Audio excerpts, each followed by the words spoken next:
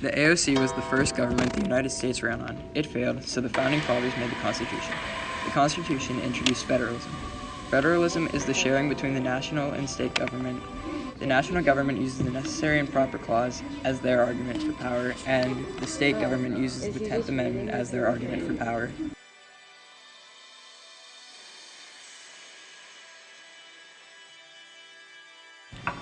Nationalism is when someone has a lot of pride in their country. This is something that is present in many people in the United States today. This is something that has also shaped America into what it is now.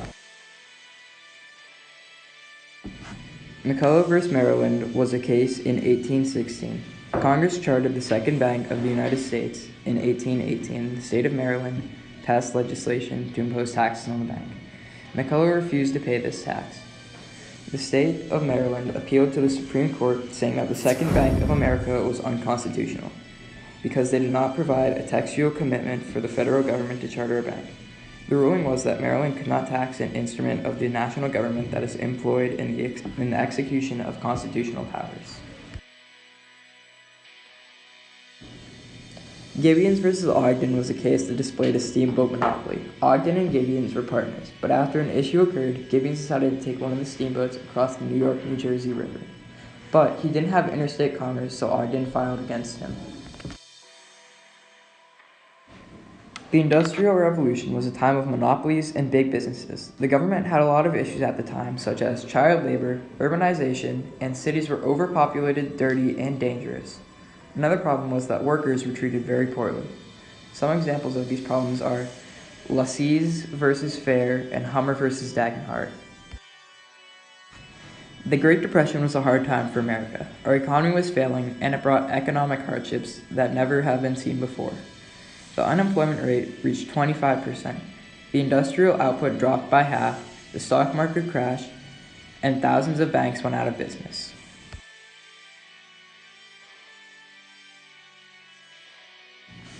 World War II was a time of more crisis for America. Many issues from the Great Depression were still there, on top of Germany's rising army, which scared the United States. So our nation pushed for the national government to solve our problems. FDR was elected and created the New Deal. The New Deal developed cooperative federalism. Cooperative federalism is a concept of federalism in which national, state, and local governments work together to solve common problems, rather than making policies separately, but more or less equally.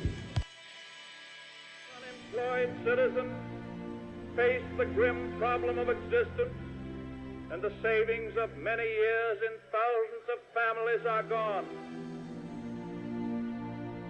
Only a foolish optimist can deny the dark realities of the moment. This nation is asking for action, and action now. Our greatest primary task is to put people to work.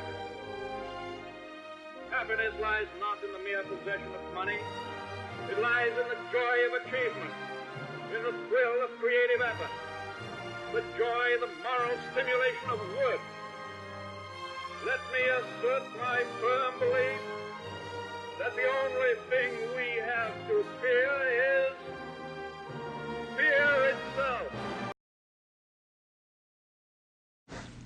Under the New Deal, FDR introduced Social Security. Social Security provides pensions and aids to the disabled and elderly. FDR's New Deal also included the Securities and Exchange Commission. It regulates the stock market. The court originally decreed these unconstitutional. The New Deal helped raise the economy back to its normal state. The New Deal also helped shape the unemployment rate back to normal. President Lyndon B. Johnson had a dramatic impact on federalism through a series of policy, regulatory, and fiscal initiatives broadly defined as the Great Society. During his administration, the federal government took a direct and active role in the policy of problems of state and local governments. Specifically, as part of Johnson's Great Society, a flurry of legislation was enacted that has permanently enhanced the role of the federal government. Ronald Reagan was elected in 1981 and served 2 full terms until 1989. His new federalism idea was put into action to increase the power of state governments after Franklin D. Roosevelt's New Deal gave more power to the government. With new federalism, businesses and individuals would gain more control over their business. The economy would have less regulation from the national government. In the United States versus Lopez case, Alfonso Lopez carried a concealed weapon into his high school in San Antonio, Texas. He was charged under Texas law with firearm possession. The Supreme Court won the case with a 5-4 vote, saying that the act was unconstitutional because Congress was stretching their limits with the Commerce Clause and did not extend so far as to authorize the regulation of the carrying of handguns. The Commerce Clause refers to Article 1, Section 8, Clause 3 of the United States Constitution, which gives Congress the power to regulate commerce. This power is vague and is left to interpreting. Congress used this to make many laws by saying that blank is traded, so it falls under commerce. The states argued that Congress abused this power.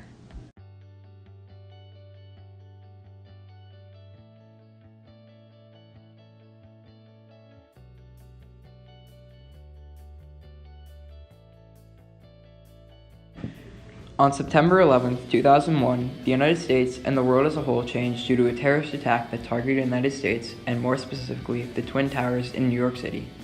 As a result of this, the American people turned to the national government, who tightened and improved their security to prevent incidents like this in the future.